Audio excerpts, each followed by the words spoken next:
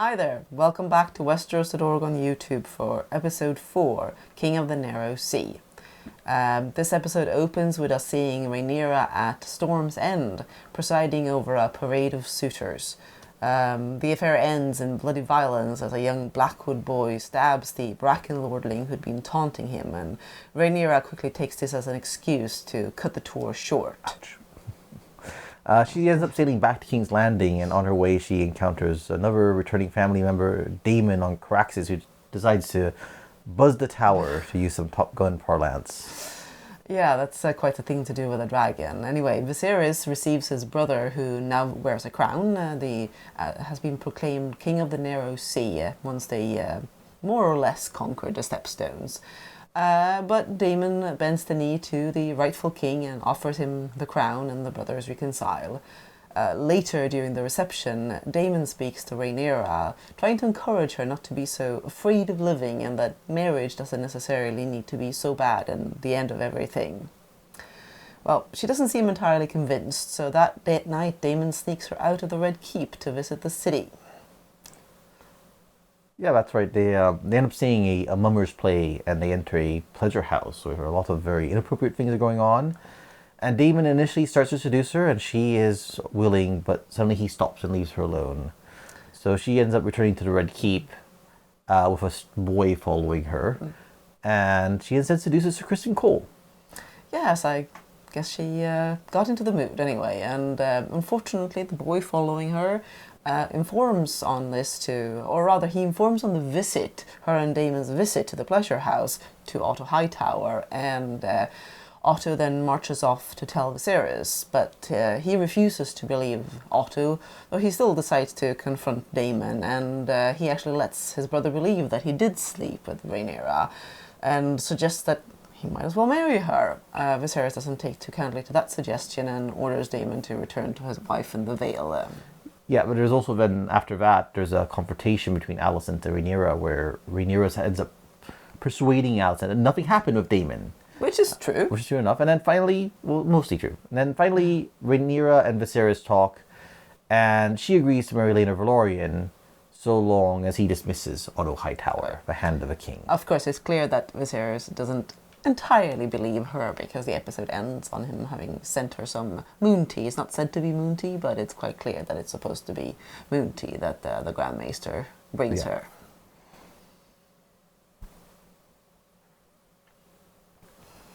To discuss changes with this episode, the first real, it's not a change, it's like a major adaptation choice. It's a point where we come across completely conflicting accounts between the various chroniclers of A Dance of the Dragons, various sources that are used by Gildain to put together Fire and Blood. So, which we haven't really discussed any in these... No, if you aren't familiar with Fire and Blood, the whole book is presented as the work of his archmaester named Gildain, who's putting together a history of the Targaryens, a kind of a concise history of the House Targaryen. And for this era of the reign of Viserys and what comes after, he uses 3 main sources. He uses Munkin, who presents a history of the events, but he's actually basing his work on Orwyle, a Grand Maester. There's Septon Eustace, who is the royal Septon, who is a witness to things, and there is Mushroom, a dwarfen jester. They, particularly Eustace and Mushroom, conflict a lot in what is happening. They have very different attitudes to things. Eustace is very pious. He's very disapproving of things that are out of traditional order. Mushroom is extremely lewd. He suggests there's sex going on all the time. And that he's witnessing it. And that he's personally witnessing, or he's personally involved. Yes. So this ends up presenting some complications when Gildain ends up deciding, I'm presenting all these sources of what they say about what happened at this time when our sources differ. And this is a major difference point in the account, because what happens is everyone agrees that Daemon returns from the Stepstones as king of the Narrow Sea. He offers the crown to his brother. A difference is actually Viserys gives it back to him, and he so that's actually, we'll discuss more about that later. And then he stays around, he hangs out, and he spends a lot of time with Rhaenyra. They are flying back and forth between Dragonstone, racing with dragons, gives her gifts and so on. Eustace ends up saying, well, one day Daemon basically seduces Rhaenyra, takes her maidenhood. The king finds out, catching them abed with one of the Knights of Kingsguard catches them abed, and he sends them away. And he returns to to the Stepstones. Mushroom says, well, no, that's not quite what happened. What does he say? He actually says that, yes, Rhaenyra was of the age where she had eyes for someone, but she had eyes for Criston Cole. But he refused to break his vows and ended up having Daemon teaching her. Yes, basically the idea was that Daemon would teach her, womanly arts. He would take her, disguised as a boy, as in we see in this episode, into various brothels so that she could watch, and that he also provided some training himself for her, but that she remained a maiden. And then she attempted with her newfound skills to offer herself to Criston Cole again, but he was horrified and rejected her.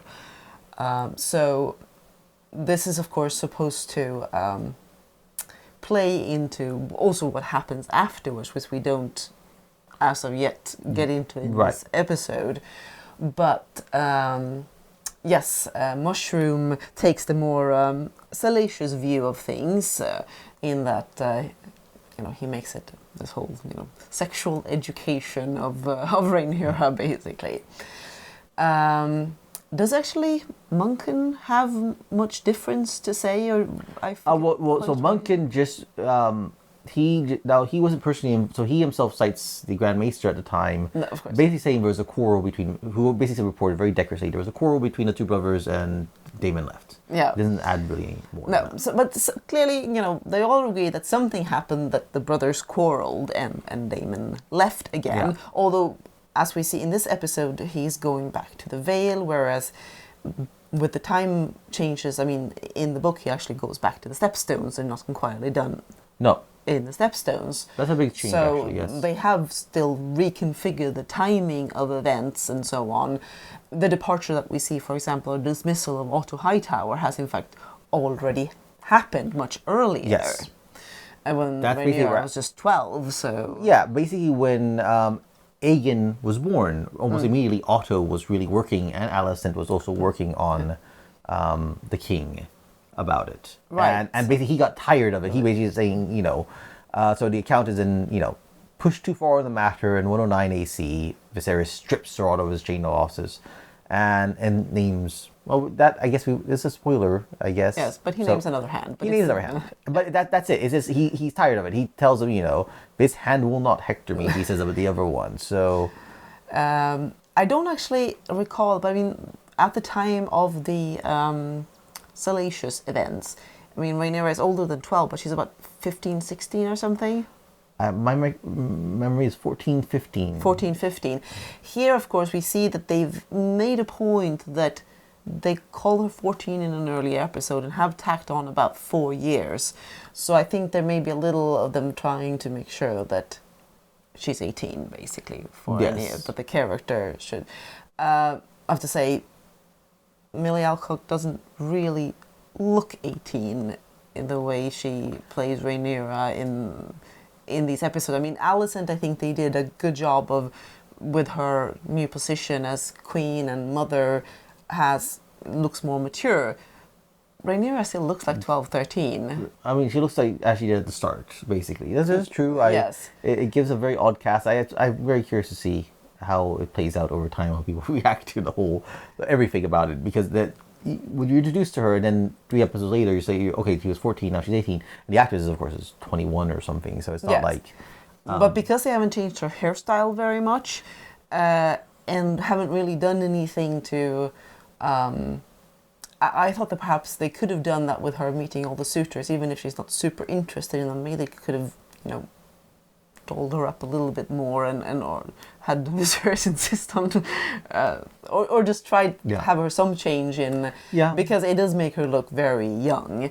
And fine, she is younger than 18 in the books when this takes place, but it's just a little odd for me. There is a bit of a dissonance, the fact that she doesn't seem to have aged, and I guess some people will probably find it very inappropriate, this episode. Disregarding the fact that most uncles don't take their nieces to brothels and try to seduce them. True, most uncles do not. Another change, I guess, we got the whole prophecy, Song of Ice and Fire, Aegon dreamed it, but now we have a dagger being pulled into it that there is an inscription sort of for remembrance, that, and if you heat it up, it sounds very Lord of the Rings. It's very Lord of the Rings. Very wondering, very funny. Yeah, I think some of that maybe HBO perhaps wanting connections. Again, it's more. It is them connecting it to the greater TV show. For sure. I mean, the dagger in the books is it's nondescript. It is a plain, if you can call it Valyrian steel dagger, for plain hilt. George, I don't think, has any idea about its history beyond it was in Littlefinger's possession somehow. He bought it. He stole it. Someone collateral for a loan. And it ended up trading hands from him to Robert. Then Joffrey got a hold of it, and we know there's a story. It is not this grand, Aegon the Conqueror's own personal dagger thing. That's just that is a bit of a change there. Related to all this, I suppose, is also we have Daemon's and Mysaria's relationship. Daemon and Mysaria's relationship, and it's very strange. It's very curious how they interact with one another. Yes, I mean, they seem to have basically set it up that she's the informant. Yeah, the boy is hers. He comes and pays her the money that she... Yes. Yeah. And Daemon sort of seems to perhaps know, or I don't know. It's a very strange and interesting, kind of mysterious, ambiguous interaction. But she says she's his protector. Yeah. But he's to pay for the room, and then it's very interesting. The story does not really get into that. Like, after he's forced to send her back to Lys, and she ends up miscarrying, she does come back eventually to King's Landing. Nothing is made of it. Nothing is made of their resuming the relationship. We just learned about it later on. But okay, she's back. He depends on her. He uses her for his purposes. So they definitely are fleshing it out, but they're sticking with this idea that it's very mysterious. I can see how they can see, like, okay, and to the outside world, to the chroniclers, it is also very mysterious. They don't really know what to make of it. So no, they it's don't. true. I mean, they seem to have given her her own agenda and so on, and certainly in Fire and Blood, she seems to make some of the decisions, whereas things that happen, she does seem to make them fairly independently. So it's interesting. It's very difficult to see where they're going with that, actually. Now to background. It was great seeing the opening in Storm's End. It's the first time we've seen the interior of Storm's End. The exterior, I mean, we don't see the exterior, or do we see the exterior? I can't remember. I don't think so. But this is the first time we see the interior of Storm's End, I presume, because we will be seeing it again later. Sure. They moved some stuff, actually. It's a minor change. All these... There's a heavy amount of river lords present among these suitors. Yes, for being in Storm's End, there's a lot of river lords. And that's because originally it was while she was on a tour of the Riverlands that these... Yeah. So you have Fool Frey, who's supposed to be a young man. This guy who looked too old. I don't know. Yeah, he looked to be like in his 40s or something. A bit odd. Yeah. A Mutin, which was nice to see a Mutin and coat of arms. A Strong, who was not Harwin, who was not Loras. Lord Dondarrion. I would have been nice if Cole made some remark about, are they knowing one another? He was supposed to. It's true. It was a nice little exchange. And then we have a Blackwood and a Bracken in the books, indeed. Now, in the book, there is a duel over her hand. It is not lethal. There's a winner and a loser.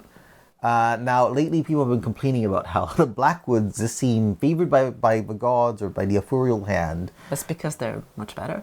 Maybe so. But they're cousins. They're really they're practically kissing cousins, regardless of a name. But it's said that Sir Amos Bracken defeated Samwell Blackwood in this duel.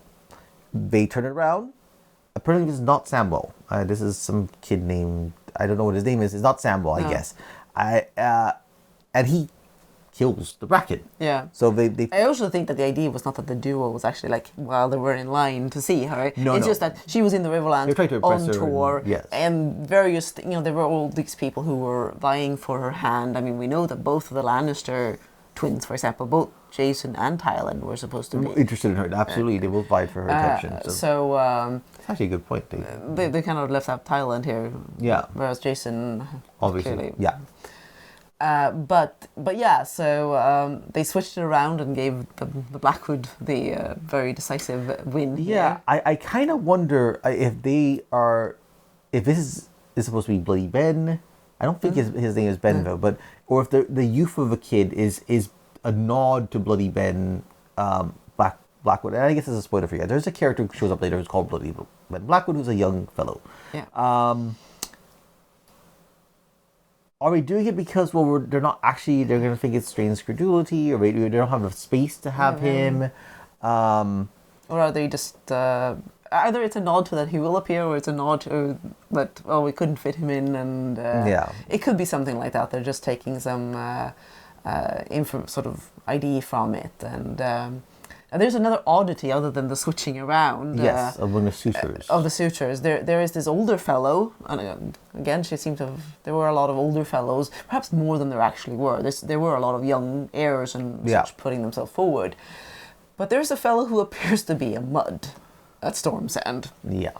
And they're supposed to be an extinct house, according to George. A royal house of the past. So there is a person in Essos who uses the name. Several, actually, in the Golden Company. Yeah. But we don't really know the provenance of... No, we don't know why, or if they actually have the rights to the name. But the fact that there would be a mud here, or maybe he's supposed to be some commoner who snuck in and is pretending to be a mud. It's interesting. I mean, maybe George's idea wasn't... Maybe he changed... I mean, when he called it an extinct house, that was, to us, many years ago when he talked heraldry. True. And we know what the line of the kings were ended, but maybe the idea is these are some cadet branch that some minor cadet branch, and he decided, well, hey, we used to be kings, so I can put myself forward as a... Another issue is, this is kind of both a change, but it's also background, is the potential betrothal of Laena Velaryon to the Sea Lord's son. This is actually correct. This is a thing. But they turn into, we're concerned about it. Yes, it's like it's a threat. Corlys is now planning to set himself up as the new Lord of the Stepstones or something. They say that they've traded a crab for a sea snake, and the idea that this somehow means that he's setting up an alliance that is going to threaten the crown. That's not how it is seen. Right. On the other hand, they could have made it something that they were concerned about. It's a bit of an oddity because it doesn't really come up in Fire and Blood. We discussed this, I think, 2 episodes ago when we were discussing that Daemon was not the first person to steal an egg. There was Alyssa Farman who made off with 3 eggs and ended up selling them to the Sea Lord of Braavos, which caused this whole thing where Jaehaerys sent Septon Barth to negotiate and say, so long as no chickens hatch, we're fine. But if I hear rumors of any chickens hatching... Well, what happens when the Sea Lord's son is married to a dragon rider who has Targaryen, who has the blood of the dragon lords in her vein? What happens if she has children who can ride dragons? True. I mean, this is something that we don't see this connection made in Fire and Blood, possibly because that material was added after. Right. All the Jaehaerys material was not written for... The World of Ice and Fire. It was written so afterwards. He'd already laid down the details for the dance, including the theft of the eggs. The theft of the egg at that point, but also he didn't have Alyssa at all. Like the theft of but Braavos had eggs. No. But what he did lay down was Laena and the Sea Lord's son. Right, they're Laena and the Sea Lord's son. So it had much less. It had Laena and the Sea Lord's son, but it didn't have the eggs in, and then that gets added, and it's interesting. I guess the idea there was perhaps that the Velaryons are loyal; they wouldn't. Be a threat to the crown regardless, basically. Here, they want to play it up. It's also, they want to play up Otto as well. Playing up all these potential threats to the crown, I think, so to make himself more valuable. Yes, so a lot of it is Otto sowing little seeds of fear in Viserys' mind so that he'll trust him, that he won't trust Corlys, he won't trust Daemon, and so on. And there are really no dragon packs to share. Sadly, there was nothing much new other than the fact that you can use dragons to buzz ships, Yeah. apparently. I don't know how much you have to practice to do that, Yeah. because it seems a little Reckless. risky. A little Daemon risky. Targaryen, of course. True, but he could have sunk it, and I'm not sure he wanted to sink the ship. I mean, when we there knew was around. Balin rode Vayar. Yes, again, we mentioned that before when we looked at earlier Yeah. riders, but again, That's about it. that's about it. We get another good look at just how unusual looking Caraxes Yeah, is. it's very long And again, this is definitely a show decision Yeah. to make him so that extreme. unusual. Yeah. They call there's- him deformed. Yes, and there's no such hint that he's supposed to be very vicious and very feisty.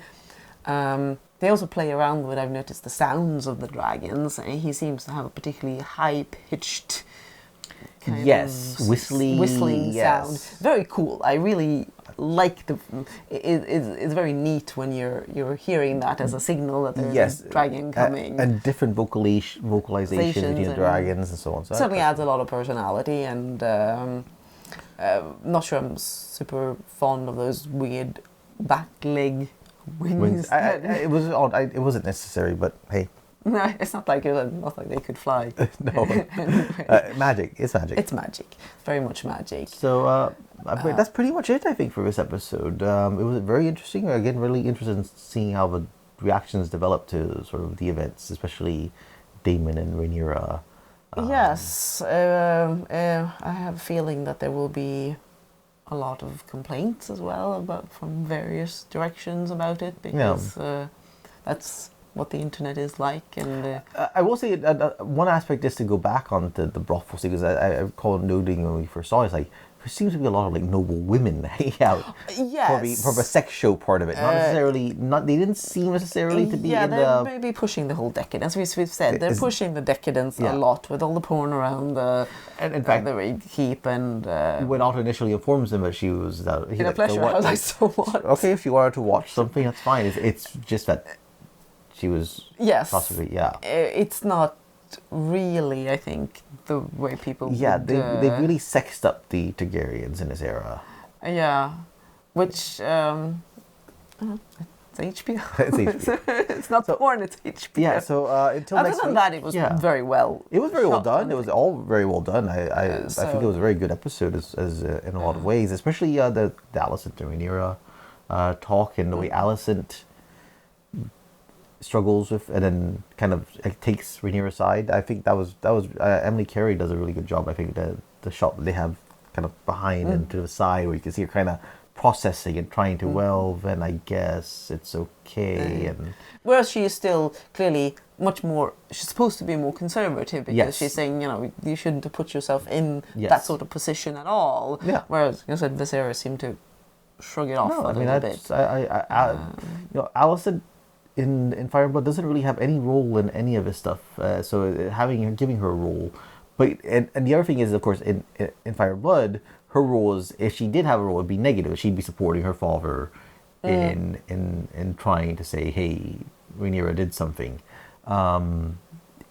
That's not here. She's actually trying to dance between her father's desires and they've her friendship. tried to have a less clear-cut narrative. I think it's worked some very way. well so far. I mean, so far we'll see it's how their take on it, but we'll see how it plays out later on with the fallout, because there's going to be fallout from this. Lots of fallout, and next episode title might give a hint to that. It's We Light the Way. So it suggests that we're going to see a lot of the High Towers and perhaps their take on the future of things in King's Landing, in a sense. Yeah. You could put it like that. All right, until then, until next week. Yeah, until then. Bye.